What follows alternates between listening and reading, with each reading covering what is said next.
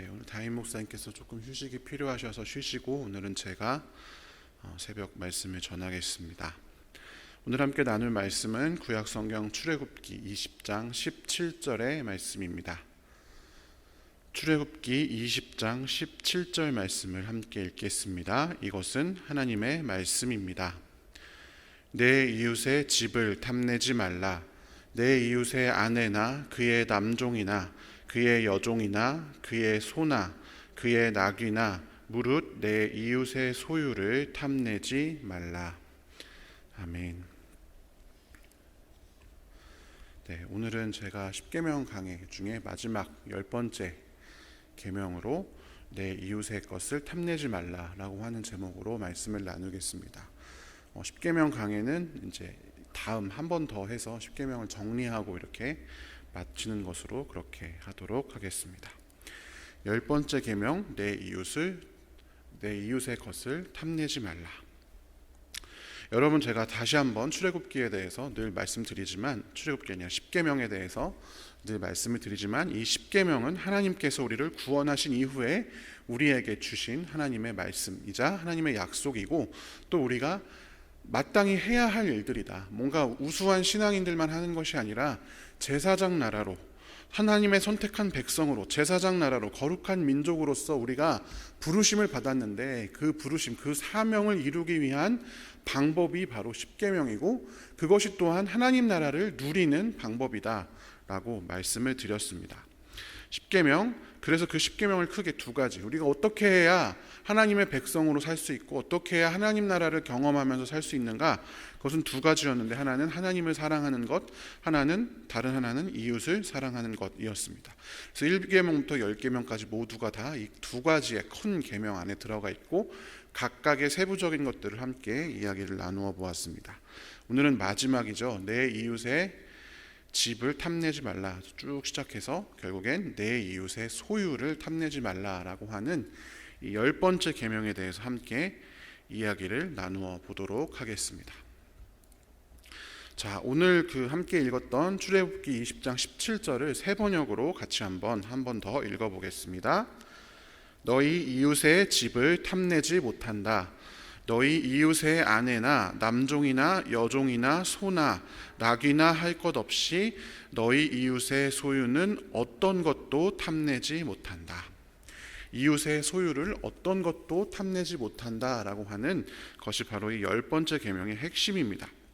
10계명의 계명들을 살펴보다 보면, 특별히 그 이웃사랑의 계명, 5계명, 5번째 계명부터 시작하는 이웃사랑의 계명을 하나하나 살펴보면, 처음 5번째 부모를 공경하라, 6번째 살인하지 말라, 7번째 간음하지 말라, 8번째 도둑질하지 말라, 이런 계명들은 보통 그렇게 그래, 나는 살인한 적 없지, 우리 유교 사회에서 부모한테 그래도 이 정도면은 잘했지, 더 나쁘게 하는 사람들도 있잖아요.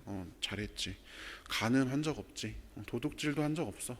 일반적으로 그런 이 말 자체에만 집중하다 보면 다 그냥 끄덕끄덕 넘길 수 있든 만한 건데, 9번째 계명, 거짓 증거하지 말라라고 하면 거짓 증거, 거짓말, 약간 고개를 갸우뚱거리다가 이 10번째 계명에 와서는 아마 대부분 이건 좀 마음에 찔리는데 하실 겁니다. 마치 물고기를 무는 그물처럼 점점 이제 나를 향해서 쫓겨오는 것 같은 느낌이 드는 거죠. 나 10계명 다 지켰다, 10계명 다 잘 지킨다 라고 하는 사람도 이 10번째 계명이 아마 가장 찔리는 그런 계명일 겁니다. 우리나라 속담에 보면 사촌이 땅을 사면 배가 아프다라는 말이 있잖아요. 그러니까 다른 사람의 것을 부러워하고 뭔가 그거 좋은 걸 갖고 있으면 그걸 갖고 싶은 마음이 생기는 거는 인지상정인데, 그것 자체를 금지하라고 하니까 굉장히 어렵게 느껴집니다. 왜 하나님께서는 이 탐심, 다른 사람의 이웃의 것을 탐내는 그 마음을 왜 금지하셨을까? 이 탐심에는 여러 가지 특성이 있는데, 첫 번째로 탐심은 무질서한 욕망을 나타내는 말입니다. 그러니까 탐심은 욕망과 이제 같은 말인데, 그것의 특징이 무엇이냐? 무질서하다라는 것에 있다라는 것입니다. 탐내다라고 하는 이 히브리어 원어를 살펴보면 아주 강한 욕망, 욕심이라는 뜻이 내포되어 있습니다. 우리 최초의 원죄의 시기에 하와가 뱀의 유혹에 빠져서 이제 선악과를 따먹게 되는 그 과정에서 어떤 일이 일어났는지 다시 한번 살펴보겠습니다. 우리 창세기 3장 4절부터 6절까지를 세 번역으로 읽어보겠습니다. 뱀이 여자에게 이르되 너희가 결코 죽지 아니하리라. 너희가 그것을 먹는 날에는 너희 눈이 밝아져 하나님과 같이 되어 선악을 알 줄 하나님이 아심이니라. 여자가 그 나무를 본즉 먹음직도 하고 보암직도 하고 지혜롭게 할 만큼 탐스럽기도 한 나무인지라. 여자가 그 열매를 따먹고 자기와 함께 있는 남편에게도 주매 그도 먹은지라. 아멘. 여기 살펴보시면 뱀이 하와에게 금지된 열매를 먹도록 부추겼죠. 그 내용은 무엇입니까? 하나님의 말씀이 거짓이다. 먹으면 죽는다 하는 말은 거짓이고, 이거 먹으면 너희가 하나님처럼 될까봐 하나님이 그 열매 먹지 말라고 한 거야 라고 거짓말로 이제 하와를 꼬드기죠. 그러니까 이제 하와가 약간 그런 마음이 생긴 것 같습니다. 정말인가? 그러고 눈을 들어서 그 나무를 바라보니까 마침 또 그 나무의 열매가 엄청 맛있게 생긴 거예요. 먹음직스럽고 보암직스럽고 탐스럽고. 그래서 그 나무를 먹었습니다. 여러분, 근데 이게 그냥 자연스럽게 읽히지만 여기에는 두 가지 하와의 욕망이 있습니다. 첫 번째는 하나님처럼 되고 싶어하는 하와의 욕망이 있고, 두 번째는 맛있는 열매를 먹고 싶어하는, 뭔가 엄청 탐스러워 보이는 그 두 가지의 욕망이 뭔지 모르게 섞여 있다라는 것이 바로 이 구절에서 발견할 수 있는 것입니다. 하나님처럼 되고 싶었지만 그 나무의 열매는 먹음직스럽기도 하고 탐스럽기도 하고, 도대체 하와가 무엇을 원하는지, 하나님처럼 되고 싶어서 먹었는지, 아니면 그게 맛있고 탐스러워 있어서 먹었는지, 그게 정확히 무엇인지 알 수가 없습니다. 뭔가 다른 내용이잖아요. 하나님처럼 되고 싶은 것과 저 열매가 맛있어 보이는 것은 전혀 상관없는 두 개의 별개의 내용인데, 이 내용에서는 그 두 개가 섞여 있습니다. 그래서 하와가 이렇게 얘기하죠. 정말 지혜롭게 할 만큼 탐스럽기도 한 나무다. 생각해 보십시오. 나무의 열매가 저걸 먹으면 정말 지혜로워질 것 같은데? 라고 하는 그런 말이 되지 않잖아요. 그냥 맛있으면 맛있는 거고, 먹음직스러운 먹음직스러운 거지, 합리화를 시도하는 거죠. 저렇게 맛있게 생긴 걸 보니까 정말 먹으면 지혜로울 것 같아. 뭔가 이 두 개가 짬뽕이 되어져 버린 무질서한 욕망이 치환되는 거죠. 원래 원했던 것이 도대체 무엇인가 헷갈리게 되는 것입니다. 욕망은 여러분 본질적으로 무질서한 것입니다. 우리가 정말 우리의 필요가 무엇인지 종잡을 수 없게 합니다. 여러분, 예를 들어서 그런 경우 있잖아요. 막 마트 같은 데 가면은 처음에 이렇게 장 볼 때 적어가지 않으면 저걸 보면 저거 사고 싶고, 저걸 보면 저걸 사고 싶고, 그래서 막 나오면은 실제로 내가 저거 계획하고 장 보러 가지 않으면 내가 원래 사고 싶었던 것이 아닌 것들이 막 이제 마트 거기에 장보기에 들어가 있는 경우가 많이 있죠. 이유는 다 있습니다. 그래, 이것도 필요하지. 막상 집에 가져와서, 저도 장 볼 때 막상 집에 가서 냉장고에 넣다 보면은 굳이 꼭 필요했나? 살 때는 이유를 붙이지만 사고 나서는 먹지 못하고 버리는 음식들도 가끔씩 생기죠. 그런 것처럼 이 욕심은 보기만 하면 생기는 견물생심이라고 하는 이 욕심은 우리가 정말 무엇을 원하는지, 내가 거기 뭐하러 갔는지도 알 수 없게 만드는 그런 특징이 있다라고 하는 것입니다. 우선순위를 뒤섞어 버리는 것이죠. 우리는 무언가를 원하고 있으며 지금 당장 그것을 원하고 있다라는 사실을 알면서도 정작 그게 뭔지는 모릅니다. 뭔가 내 안에 결핍이 있는데, 그래서 자꾸만 뭔가를 하는데 채워지지 않는 거죠. 그게 욕심의 특징, 탐심의 특징이다라고 하는 것입니다. 여러분, 조스라고 하는 영화를 혹시 보셨나요? 조스라는 영화를 보면 그 조스가 나중에 조스를 잡아가지고 배를 갈랐더니 그 조스의 뱃속에서 뭐가 나오냐면 온갖 것이 다 나옵니다. 거기 보통 상어라면 뭘 삼켰으면 먹이가 나와야 되잖아요. 근데 거기에서 물론 뼈도 나오고 물고기도 나오지만 타이어도 나오고 보트도 나오고 시계도 나오고 별 이상한 게 다 나옵니다. 요즘 같은 세대라면 저 얼마나 환경이 오염됐으면 저 상어가, 그런 게 아니라 그 조스 영화를 찍을 때는 그 조스의 탐욕, 끝없이 아무거나 먹어 제끼는 그 조스의 탐욕을 상징하는 것이죠. 그런데 우리 안에 우리의 탐욕이 정말 무엇이 우리에게 필요하고 중요한지도 알지 못하고 그냥 무작정 삼켜버리는 그러한 무질서한 욕망으로 나타나기 때문에 하나님께서 탐심을 주의하라라고 말씀하시는 것입니다. 두 번째로 탐심이, 욕망이 가지고 있는 두 번째 특징은 바로 그것이 끝이 없다라는 데 있습니다. 전도서 1장 7절 8절을 같이 한번 읽어보겠습니다.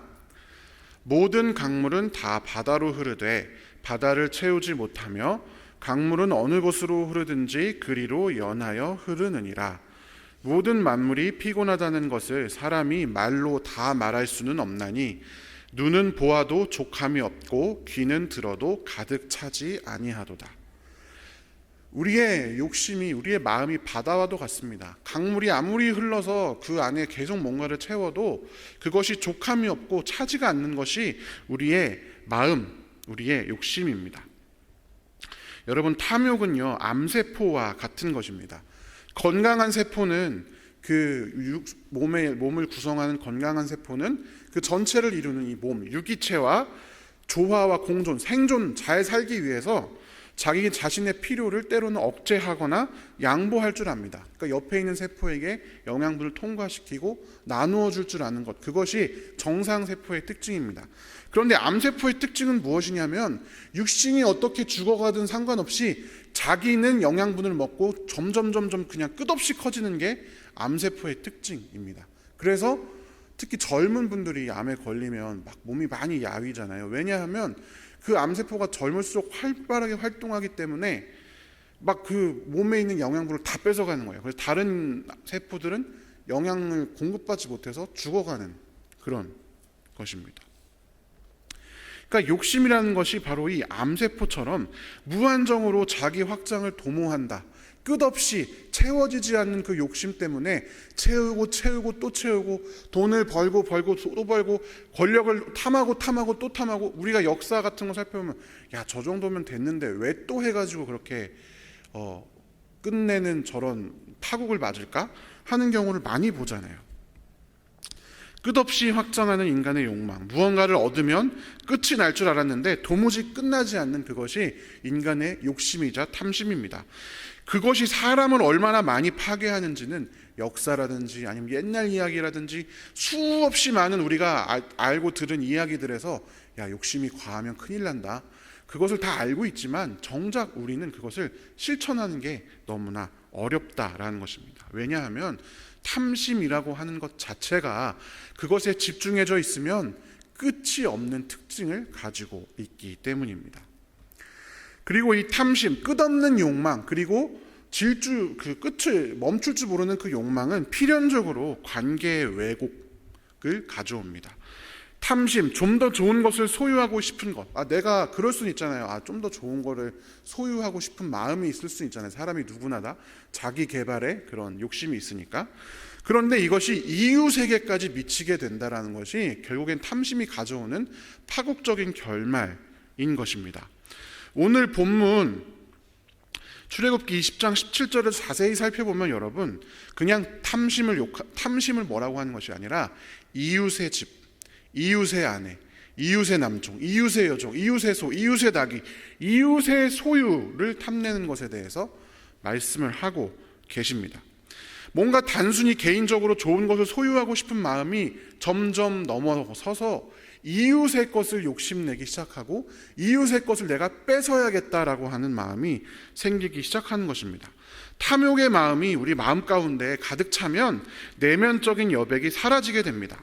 탐심에 사로잡힌 영혼은 다른 사람들을 배려하거나 이해하거나 좋은 것을 나누지를 못합니다. 이웃이 없고요, 탐심에 사로잡힌 영혼에게는 이웃이 존재할 수 없고 남만 존재합니다. 다른 사람, 이웃이 아니라 타인이 되는 것입니다. 여러분, 이스라엘 백성들에게 이웃이란 어떤 사람들입니까?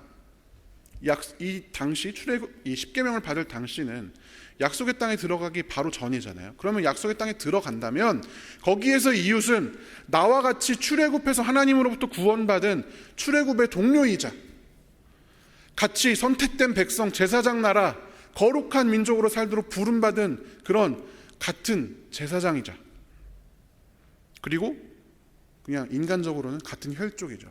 같은 부모, 같은 조상을 가지고 있는 혈족입니다. 그런데 탐심은 그러한 이웃의 아내를, 이웃의 소유를, 이웃의 집을 노리는 그런 마음을 우리에게 준다라고 하는 것입니다. 이웃이 아니라 적이 되는 것이죠. 하나님과의 약속은 없어집니다. 그리고 저것을 빼앗아 내 것으로 만들고자 하는 마음이 생겨나, 그 전쟁입니다. 전쟁. 같은 제사장들이 서로 전쟁을 하는 거죠. 서로의 마음에서부터. 누가복음 10장에 보면 선한 사마리아인의 비유가 나옵니다. 제사장도 나오고 레위인도 나오고 사마리아인이 나오죠. 이유는 모릅니다. 제사장과 레위인, 우리는 흔히 막 옛날에 설교에서 제사장은 제사 지내러 막 빨리 갔다 이렇게 얘기하지만 성경에는 그냥 빨리 갔다라고만 나와 있죠. 제사장이나 레위인은 종교적으로는 당시에 우월한 인물들이고 십계명을 다 지킨다라고 생각하는 그런 인물들이었을지언정 그들은 이웃이 아니고 이 강도당한 자에게는 타인이었습니다. 남. 제사장이나 레위인도 그 사람을 이웃이라고 여기지 않고 타인이라고 생각했기 때문에, 내 일이 중요했기 때문에, 내가 뭔가 거기서 얻어낼 그것이 중요했기 때문에 이 사람이 같은 이스라엘 백성임에도 불구하고 타인이었던 거죠. 그 마음 안에는 이미 제사장이나 레위인이 그냥 저런 정없는 사람들, 그게 아니라 이미 그 마음 가운데 무엇인지 모르지만 탐심이 가득 차 있어서 그것을 위해서 삶을 바쁘게 살아가는 그런 사람들이었다라는 것입니다. 그리고 사마리아인만이 그의 이웃이 되어 주었던 것이죠. 이웃으로 맺어진 아름다운 관계, 하나님 나라의 백성의 관계, 서로를 위해 목숨을 내놓는 친구의 관계가 탐심으로 인해서 왜곡이 됩니다. 너는 내 살 중에 살이다, 뼈 중에 뼈다 라고 고백하던 그 아름다운 아담과 하와의 사이가요, 여러분 그 탐심으로 인해서 선악과를 따먹은 이후에 어떻게 됩니까? 아담이 하와를 지배하려고 하는, 다스리려고 하는 그런 저주 가운데 빠지게 되는 거죠. 왜곡되는 것입니다. 서로 가리고 서로 다스리고자 하는, 서로가 서로를 원망하는 그런 관계로 뒤바뀌는 것이 바로 이 탐심이 가져오는 결과입니다. 우리의 가정, 우리의 이웃, 우리의 교회, 우리 공동체 모든 것들이 이 탐심으로 인해서 왜곡되기 시작합니다. 그렇기 때문에 하나님께서는 탐심을 금하신 것입니다. 사랑하는 성도 여러분, 우리 안에 욕망이 여러분 없을 수는 없겠죠. 세상을 살아가면서 여러분 우리가 얼마나 이 욕망에 노출된 시대입니까? TV만 틀어도 광고는 결국엔 이거 사라고 하는 거잖아요. 원래는 여러분 백화점에 옛날에 미국에 미국인가 어디서 백화점이 생겼을 때는 사고 싶은 물건을 백화점에 가서 말을 하면 꺼내주는 형식이었다고 해요. 근데 그것을 어떤 사람이 진열을 이렇게 쫙 해놓고 구경을 시켜주면 사람들이 더 많이 살 거다라고 해서 어느 날부터 백화점이 그렇게 진열을 하니까 엄청 많이 매출이 증가했다라고 합니다. 보이면 욕망하게 되는 것이 우리의 마음의 특징입니다. 문제는 여러분 그 욕망을 조절할 수 있는 장치가, 하나님의 말씀을 듣고 순종하고자 하는 그런 의지가 우리 마음 가운데 있느냐라고 하는 것입니다. 백화점에서 물건을 보듯이 여러분 탐심, 죄는 우리가 듣고 보는 것에서부터 시작합니다. 누구의 음성을 듣고 누구를 바라보는가가 우리의 인생을 결정합니다. 여러분 옛날 이야기에서 호랑이, 엄마를 잡아먹는, 떡 하나 좀 안 잡아먹지, 그 얘기에서 엄마를 잡아먹은 호랑이, 어머니의 목소리를 가장한 그 호랑이의 음성을 듣고 문을 열면 어떻게 되는 것입니까? 그 남매는 호랑이에게 잡혀 죽는 것이죠. 낭패를 당하게 마련인 것입니다. 여러분 옛날 도깨비 이야기 아시죠? 도깨비 이야기 보시면 도깨비들이 밤에는 막 도깨비처럼 다니다가 낮에는 뭐가 되죠? 낮에는 빗자루가 되기도 하고 홍두깨가 되기도 하고 우리의 일상적인 물건들이 되잖아요. 날이 밝으면 사라져 버리는 것, 하나님 나라가 오면 아무 쓸데 없어져 있는 그냥 빗자루나 홍두깨처럼 아무 우리에게 크게 도움이 되지 않는 그런 것들을 부둥켜 안고 죽도록 씨름하는 것이 여러분 우리의 인생이어서는 안 될 것입니다.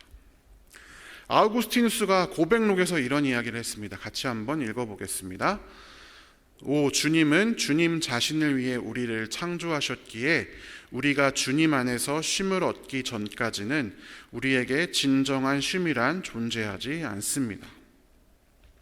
사랑하는 성도 여러분, 우리가 하나님의 사랑을 받고 하나님의 사랑에 대한 응답으로 또 우리가 하나님을 사랑하도록 지음 받았기 때문에 하나님만이 우리를 충족시키실 수 있다. 이것이 이 아우구스티누스의 고백입니다.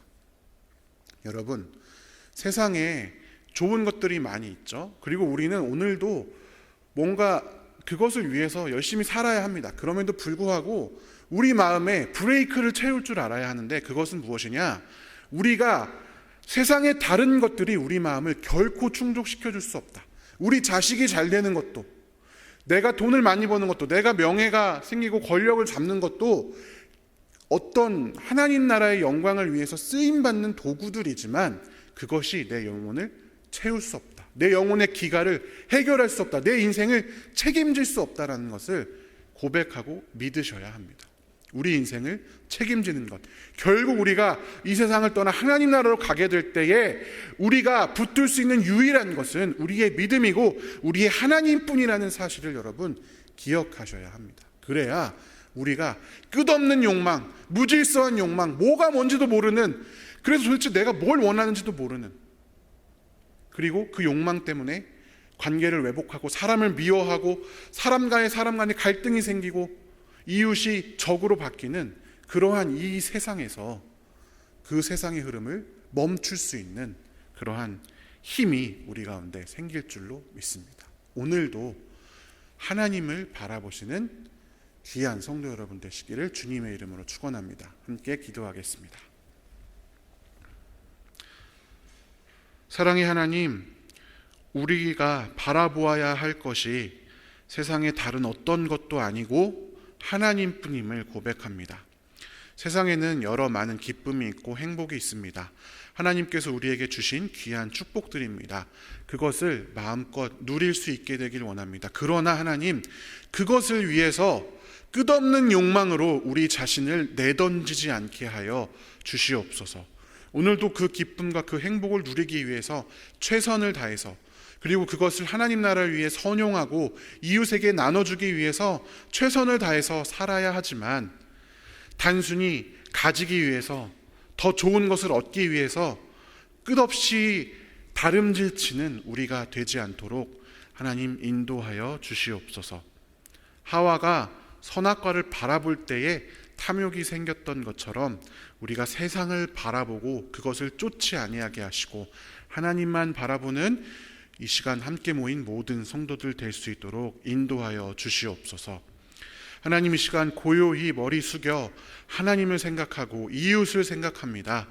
주님, 하나님을 사랑할 수 있도록, 이웃을 사랑할 수 있도록 우리와 함께하여 주시고, 특별히 신음하고 고통받는 우리의 이웃들, 육신의 질병으로, 사고의 후유증으로, 경제적인 어려움으로, 코로나로 인한 아픔으로, 관계의 깨어짐으로 하나님 여러 가지 문제로 고통받고 신음하고 있는 아버지, 그 귀한 영혼들을 주님 기억하여 주시고 오늘 하루도 하루를 살아낼 수 있는 그 힘을 우리에게, 그리고 우리의 이웃들에게 허락하여 주시옵소서.